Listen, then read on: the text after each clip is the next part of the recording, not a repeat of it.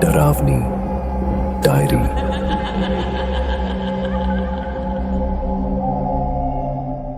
इस वीडियो में प्रस्तुत कहानी पूरी तरह से काल्पनिक है और इसका किसी भी व्यक्ति, स्थान या घटना से कोई संबंध नहीं है। यह केवल मनोरंजन के उद्देश्य से बनाई गई है। मेरी आपसे बस एक विनती है कि वीडियो को अंत तक पूरा देखें। धन्यवाद। वेलकम टू डरावनी डायरी। आज हम आपके लिए एक नए और रहस्यमयी कहानी लेकर आए हैं जिसका नाम है सपनों का जाल। यह कहानी एक अजीब और डरावनी यात्रा पर आधारित है जिसमें हर मोड़ पर कुछ नया और अनोखा घटित होता है। सपनों का जाल की कहानी एक ऐसी महिला की है जिसका जीवन और मानसिक स्थिति सपनों के जाल में फंसी हुई है। क्या वह अपने आप को इन अजीब और रहस्यमयी घटनाओं से बाहर निकाल पाएगी? क्या सपने और असलियत के बीच की रेखा मिट चुकी है? हमारे साथ इस डर और रहस्य से भरे सफर पर चले जहां हर कहानी में छिपा होता है एक नया मोड़।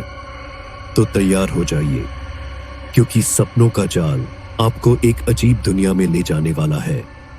देखते रहिए डरावनी डायरी। स्थान एक छोटा और शांत अपार्टमेंट। खिड़की से हल्की बारिश हो रही है। रोजी अपने टेबल पर बैठी नोट्स लिख रही है। कमरे में घड़ी की धीमी आवाज और बाहर बारिश की बूंदों की गूंज सुनाई दे रही है। रोजी मन ही मन, हर कहानी का कोई ना कोई सच होता है। सवाल यह है कि मैं उस सच तक कैसे पहुंचूं। वह अपनी कॉफी का एक घूंट लेती है और सामने रखे लैपटॉप पर अपने पिछले प्रोजेक्ट्स के फोटोज देखती है। अचानक उसे अपनी गहरी थकावट का एहसास होता है। वह बत्ती बुझाकर सोने चली जाती है। चारों ओर घना अंधेरा, हल्की हल्की धुंध फैली हुई है। रोजी को पता चलता है कि वह एक सुनसान जंगल के बीचों बीच खड़ी है। चारों तरफ सन्नाटा है। रोजी डरते हुए, यह मैं कहां आ गई? यहां इतना अंधेरा क्यों है? अचानक दूर से एक बच्चे की धीमी आवाज सुनाई देती है। बच्चा तभी आवाज, प्लीज मेरी मदद करो। रोजी घबराकर, कौन हो तुम? कहां हो? वह आवाज की दिशा में चलने लगती है। रास्ते में सूखे पत्तों की चरमराहट और हल्की ठंडी हवा उसे और बेचैन कर देती है। कुछ दूर एक सफेद परछाई दिखती है। वह करीब जाती है तो उसे एक बच्चा दिखाई देता है जिसकी उम्र लगभग 7-8 साल होगी। उसके हाथ में एक पुराना टूटा हुआ खिलौना है। रोजी, तुम यहां क्या कर रहे हो? तुम्हारे माता पिता कहां हैं? बच्चा डरते हुए, मैं यहां फंस गया हूं, मुझे ढूंढो, प्लीज मुझे ढूंढो। अचानक बच्चा गायब हो जाता है। चारों तरफ सन्नाटा छा जाता है। रोजी की घबराहट बढ़ जाती है। तभी एक तेज चीख सुनाई देती है और वह जाग जाती है। रोजी पसीने में भीगी हुई जागती है। उसकी घड़ी सुबह के 3 बजा रही है। वह गहरी सांसें लेती है और कमरे की लाइट ऑन करती है। रोजी खुद से, यह सपना इतना असली क्यों लग रहा था? और वह बच्चा, उसने कहा मुझे ढूंढो। क्या यह कोई इत्तेफाक है या कोई संकेत? वह घबराई हुई किचन में पानी पीने जाती है। वापस आते हुए वह नोटिस करती है कि उसकी कैमरा टेबल पर रखा है। उसे याद आता है कि उसने कैमरा ठीक से बंद कर दिया था, लेकिन अब यह ऑन है। कैमरे में एक तस्वीर दिखाई देती है, एक घने जंगल की। रोजी हैरान, यह तस्वीर यहां कैसे आई? मैंने तो इसे क्लिक ही नहीं किया। वह तस्वीर को गौर से देखती है और महसूस करती है कि यह वही जंगल है जो उसने सपने में देखा था। रोजी अपने लैपटॉप पर बैठकर उस तस्वीर के बारे में कुछ जानकारी खोजने की कोशिश करती है। तभी बिजली की कड़कती आवाज के साथ खिड़की जोर से खुलती है। रोजी चौंककर पीछे हट जाती है। खिड़की के पास उसे लगा कि वही बच्चा खड़ा है। लेकिन पलक झपकते ही वह गायब हो जाता है। रोजी डर और उलझन में। यह सिर्फ एक सपना नहीं था, कुछ तो है जो मुझे उस जंगल तक खींच रहा है। रोजी का अपार्टमेंट। सुबह का समय। हल्की धूप खिड़की से अंदर आ रही है, लेकिन रोजी के चेहरे पर सपने और रात की घटनाओं की चिंता साफ झलक रही है। वह अपने कैमरे में तस्वीर को बार बार देख रही है। रोजी मन ही मन, यह कैसे हो सकता है? मैंने यह तस्वीर ली ही नहीं, फिर यह यहां कैसे आई? और यह वही जंगल है, वही सपना। वह तस्वीर को अपने लैपटॉप पर अपलोड करती है और जंगल से जुड़ी कोई जानकारी ढूंढने की कोशिश करती है। रोजी अपने दोस्त जोसेफ से मिलने के लिए एक कैफे जाती है। जोसेफ एक पत्रकार है और उसकी मदद करने में हमेशा उत्सुक रहता है। जोसेफ मुस्कुराते हुए, अरे रोजी, इतनी जल्दी सुबह सुबह, कुछ खास बात है? रोजी गंभीर लहजे में, जोसेफ, मुझे तुम्हारी मदद चाहिए, कुछ अजीब हो रहा है। वह अपने कैमरे में वह तस्वीर दिखाती है और अपने सपने के बारे में बताती है। जोसेफ ताज्जुब से, यह तो सच में अजीब है। तुम कह रही हो कि यह तस्वीर अपने आप आई? और सपना, वह बच्चा, यह सब किसी कहानी से कम नहीं लग रहा। रोजी, यह कहानी नहीं है जोसेफ, यह सब असली है। मुझे पता करना होगा कि यह जंगल कहां है। मुझे यकीन है कि यह सपना कोई संकेत है। जोसेफ, ठीक है, मैं मदद करूंगा। यह तस्वीर यहीं के आसपास के जंगल जैसी लग रही है, शायद शहर के बाहरी इलाके में कहीं। रोजी और जोसेफ तस्वीर के आधार पर जंगल का पता लगाने के लिए निकलते हैं। वे अपनी गाड़ी में तस्वीर को बार बार देखते हुए एक सुनसान रास्ते पर चलते हैं। रास्ता जंगल की ओर जाता है। रोजी, जोसेफ, क्या तुम्हें यकीन है कि यह सही रास्ता है? जोसेफ, हां, यह वही इलाका है, लेकिन मुझे यह जगह याद नहीं कि मैंने पहले कभी देखा हो। यह कुछ अजीब है। वे गाड़ी रोकते हैं और पैदल जंगल के अंदर जाने का फैसला करते हैं। जैसे जैसे वे अंदर जाते हैं, रास्ता और सन्नाटेदार और डरावना होता जाता है। जंगल के अंदर दोनों को एक टूटे फूटे पेड़ और सूखी घास का ढेर दिखाई देता है। रोजी को महसूस होता है कि यह वही जगह है जो उसने सपने में देखी थी। रोजी धीरे धीरे, यह वही जगह है, मैं इसे पहचान रही हूं। जोसेफ आसपास देखते हुए, यह जंगल काफी पुराना लगता है, यहां शायद कोई आता जाता नहीं। अचानक रोजी को बच्चे की वही आवाज सुनाई देती है। बच्चा धीमी आवाज में, मुझे ढूंढो प्लीज। रोजी घबराकर, जोसेफ, क्या तुमने सुना? यह वही आवाज है। जोसेफ चौंक कर, मैंने कुछ नहीं सुना रोजी, तुम ठीक हो? रोजी बच्चे की आवाज का पीछा करती है और एक पुरानी टूटी हुई झोपड़ी तक पहुंचती है। झोपड़ी के पास कुछ पुराने खिलौने बिखरे हुए हैं। जैसे ही वह उन्हें छूती है, उसे ठंडी हवा का झोंका महसूस होता है। झोपड़ी के अंदर घुप अंधेरा है। दोनों टॉर्च जलाकर अंदर की चीजों को देखते हैं। झोपड़ी में एक पुराना ट्रंक रखा होता है। ट्रंक पर खून के धब्बे और छोटे छोटे हाथों के निशान दिखाई देते हैं। रोजी घबराते हुए, यह वही जगह है, यह बच्चा यही था। जोसेफ, यह ट्रंक किसी गहरी कहानी का हिस्सा लगता है, हमें इसे खोलना चाहिए। जैसे ही वे ट्रंक खोलते हैं, उसमें से एक पुराना खिलौना, कपड़े और एक अधूरा कागज मिलता है। कागज पर लिखा होता है, मुझे माफ कर दो, मैंने उसे बचाने की कोशिश की, लेकिन बहुत देर हो गई। रोजी हैरान होकर, यह किसने लिखा होगा और किसके लिए? रोजी और जोसेफ झोपड़ी से बाहर आते हैं। जैसे ही वे बाहर कदम रखते हैं, झोपड़ी के दरवाजे अपने आप बंद हो जाते हैं। रोजी को जंगल के बीच में वही बच्चा खड़ा हुआ दिखाई देता है। वह उसकी ओर इशारा कर रहा होता है और फिर गायब हो जाता है। रोजी धीरे से, यह सिर्फ सपना नहीं है जोसेफ, वह बच्चा अभी भी यहां है। रोजी का अपार्टमेंट, सुबह का समय। रोजी और जोसेफ रात की घटनाओं से अभी भी हैरान हैं। दोनों ट्रंक में मिले कागज और खिलौने को गौर से देख रहे हैं। जोसेफ, यह सब कुछ बहुत अजीब है रोजी।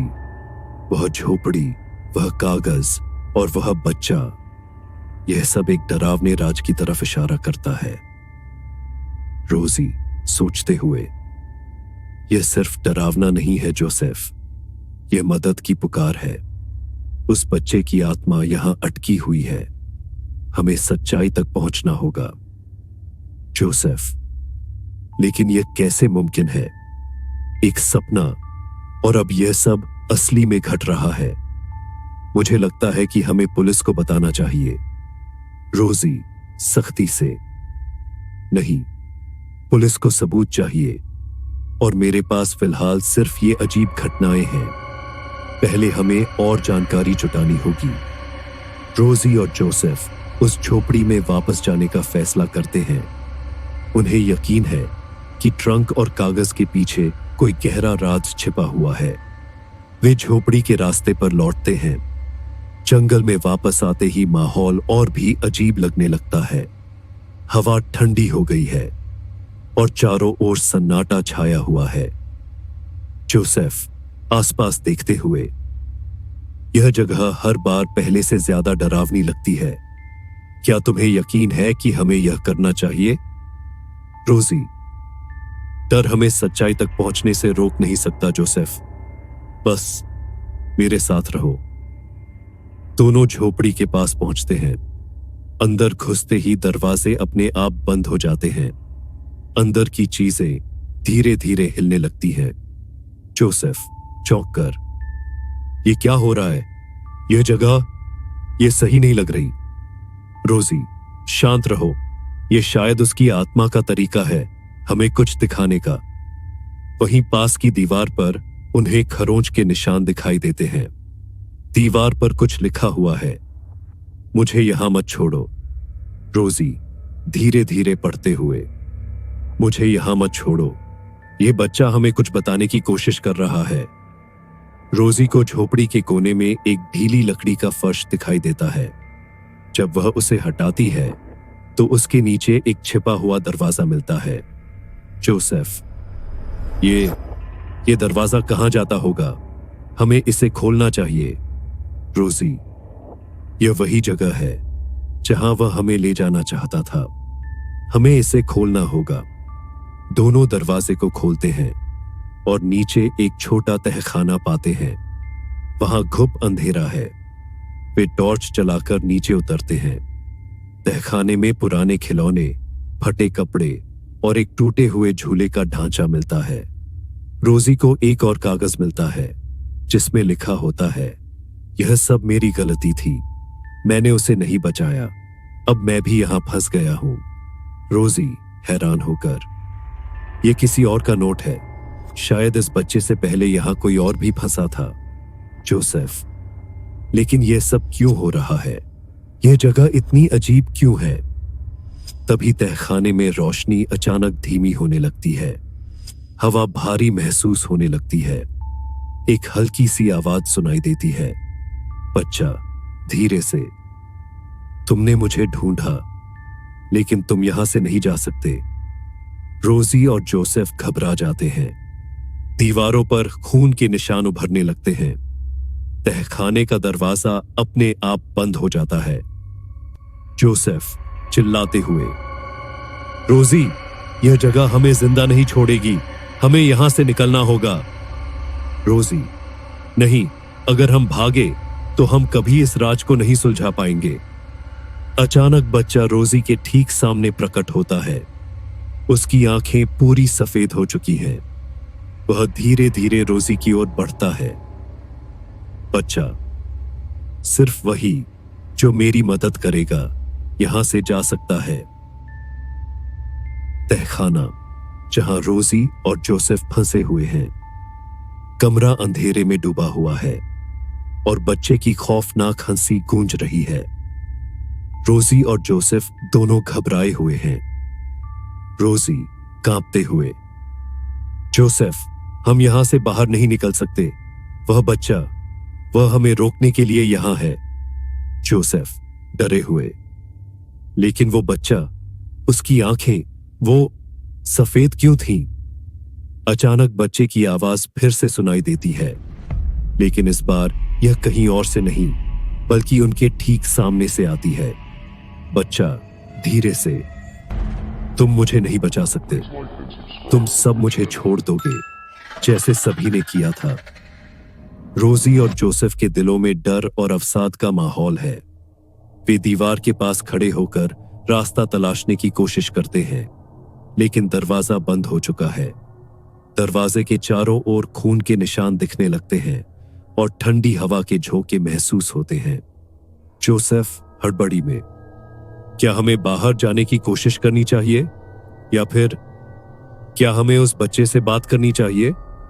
रोजी सख्त आवाज में, हमें उस बच्चे से बात नहीं करनी चाहिए जोसेफ। वह हमें कुछ बताने की कोशिश कर रहा है। हमें यह राज सुलझाना होगा।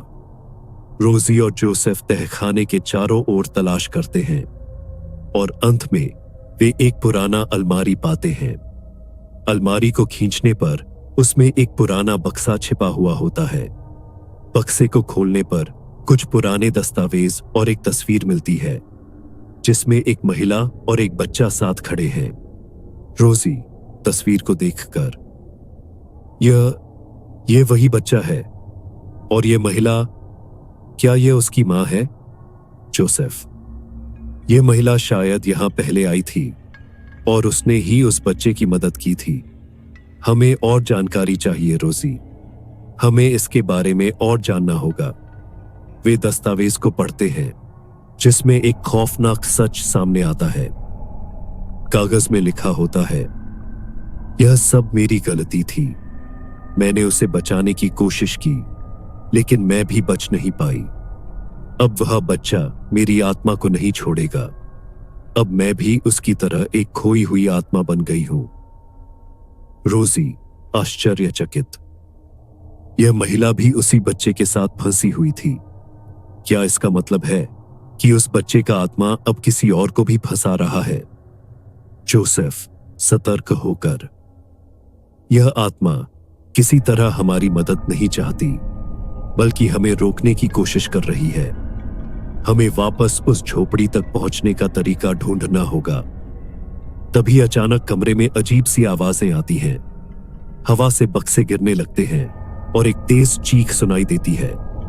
रोजी और जोसेफ घबराए हुए देखते हैं और तभी बर्फीली ठंडी हवा के साथ झोपड़ी की खिड़की अपने आप बंद हो जाती है। जोसेफ चिल्लाते हुए, यह सब क्या हो रहा है? यह बिल्कुल असंभव है। रोजी कांपते हुए, हमें अब यहां से निकलना होगा। वह बच्चा हमें रोकने की कोशिश कर रहा है, लेकिन हम अगर नहीं भागे तो हमें यह जगह हमेशा के लिए पकड़ लेगी। जैसे ही वे तहखाने के पास से बाहर जाने की कोशिश करते हैं, अचानक बच्चे का भूत सामने प्रकट हो जाता है। उसकी आंखें अब भी पूरी सफेद हैं और उसका चेहरा डरावना लगता है। बच्चा धीरे धीरे, तुम दोनों मुझे छोड़कर नहीं जा सकते। तुम जिस रास्ते पर चल रहे हो वह तुम्हें मेरा हिस्सा बना देगा। तुम्हें भी यहीं रुकना होगा। रोजी सख्त होकर, तुम हमें नहीं रोक सकते। तुम एक खोई हुई आत्मा हो और हम तुम्हारी मदद नहीं कर सकते। बच्चा अचानक गायब हो जाता है और कमरा फिर से ठंडा हो जाता है। रोजी और जोसेफ तहखाने से बाहर निकलने का रास्ता ढूंढते हैं, लेकिन तभी जंगल से आती आवाजें और अंधेरे में और भी खौफनाक दृश्य सामने आने लगते हैं। वे एक दरवाजे तक पहुंचते हैं, लेकिन दरवाजे के ठीक सामने एक सफेद आकृति खड़ी है। वही बच्चा। रोजी घबराकर, यह वही रास्ता है जोसेफ, हम इसे नहीं पार कर सकते। जोसेफ हैरान, लेकिन हम पीछे नहीं जा सकते। हमें इसे पार करना होगा या फिर हम यहां हमेशा के लिए फंस जाएंगे। झोपड़ी के पास का जंगल। रोजी और जोसेफ उस सफेद आकृति को सामने खड़ा देखते हैं। डर से उनका दिल जोर जोर से धड़क रहा है। बच्चा अब बहुत करीब आ चुका है। जोसेफ घबराकर, रोजी, यह बच्चा हमें नहीं छोड़ने वाला है, हमें कुछ करना होगा। रोजी सख्त आवाज में, हमें डरने की जरूरत नहीं है जोसेफ, यह सिर्फ एक आत्मा है और हमें इसे समझना होगा। बच्चा अब उनके सामने खड़ा है। उसकी आंखें पूरी सफेद हैं और उसका चेहरा बेहद डरावना लगता है। वह धीरे धीरे बोलता है, जैसे वह कोई गहरी दुआ पढ़ रहा हो। बच्चा धीरे धीरे, तुमसे मिलकर मुझे राहत मिली है, लेकिन तुम मुझे छोड़ने का सोच रहे हो। तुम सब मुझे छोड़ दो, जैसे सभी ने किया था। रोजी धीरे से, हम तुम्हारी मदद नहीं कर सकते, लेकिन हम तुम्हें यहां फंसा नहीं रहने देंगे। हमें सिर्फ एक तरीका चाहिए जिससे तुम्हारी आत्मा को शांति मिल सके।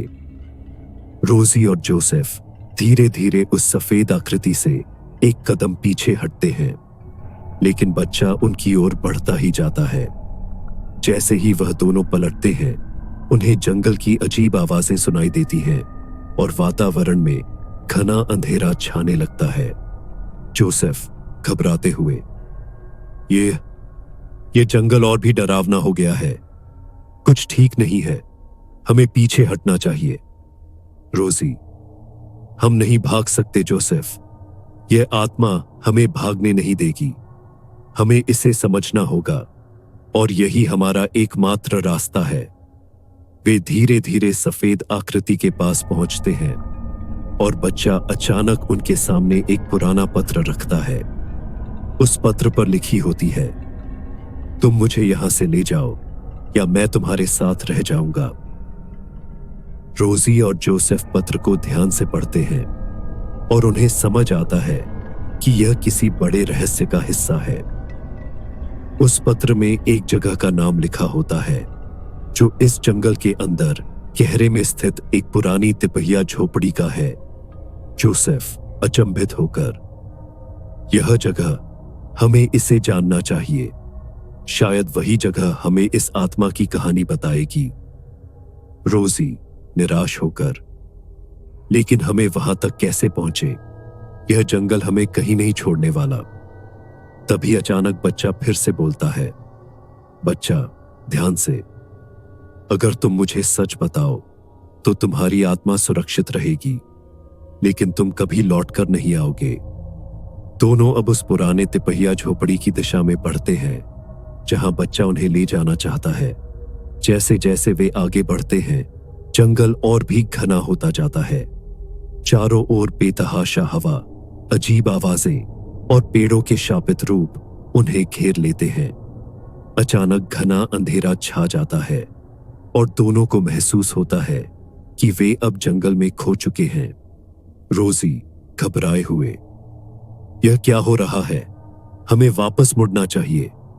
जोसेफ चिंतित, यह सब बहुत डरावना है रोजी, क्या हम सच में सही दिशा में जा रहे हैं?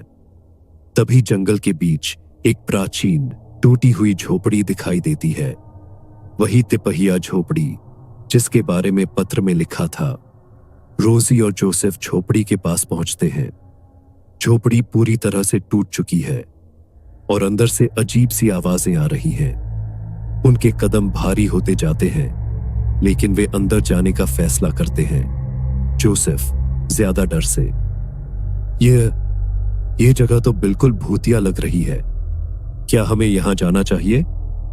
रोजी मजबूत आवाज में, हम यही हैं जोसेफ, हमें यह रहस्य सुलझाना होगा। जैसे ही वे अंदर कदम रखते हैं, झोपड़ी के दरवाजे अपने आप बंद हो जाते हैं। एक अजीब सी घबराहट का एहसास होता है। झोपड़ी में अंदर जाने पर वे एक पुराना चौक देखते हैं जहां खून के धब्बे और कुछ पुराने सामान बिखरे हुए होते हैं। झोपड़ी के अंदर एक पुराना मेज और एक खौफनाक दीवार दिखाई देती है जिस पर कई नाम लिखे हुए हैं। उन नामों में एक नाम रोजी के माता पिता का भी है। रोजी हैरान होकर, यह मेरे माता पिता का नाम है, कैसे? जोसेफ, क्या तुम्हें लगता है कि तुम्हारे माता पिता का इस जगह से कोई जुड़ाव था? वह दीवार पर एक नाम पढ़ते हैं जो उसी बच्चे का है और समझ जाते हैं कि यह सब कुछ किसी सदी पुरानी घटना से जुड़ा हुआ है। तभी अचानक दीवार से एक तेज ध्वनि आती है और एक शीतल हवाएं झोपड़ी में प्रवेश करती है। रोजी को महसूस होता है कि वह अब केवल अपनी नहीं बल्कि अपने माता पिता की आत्माओं को भी मुक्त करने के लिए यहां आई है। बच्चा अचानक रोजी के सामने प्रकट होता है और उसके शब्दों में बहुत गहरी पीड़ा और दुख है। बच्चा घूमते हुए, तुमने मुझे सच्चाई बताई, अब तुम इसे बदल नहीं सकते। मुझे यहां से ले जाओ और मैं तुम्हारे माता पिता को शांति दूंगा। अगर आपको यह कहानी पसंद आई हो तो डरावनी डायरी को सब्सक्राइब करें और हमें अपने सुझाव नीचे कमेंट बॉक्स में जरूर दें। अगली बार फिर मिलेंगे एक नई और डरावनी कहानी के साथ। तब तक खुद का ख्याल रखें और डरावनी डायरी से जुड़े रहें। धन्यवाद।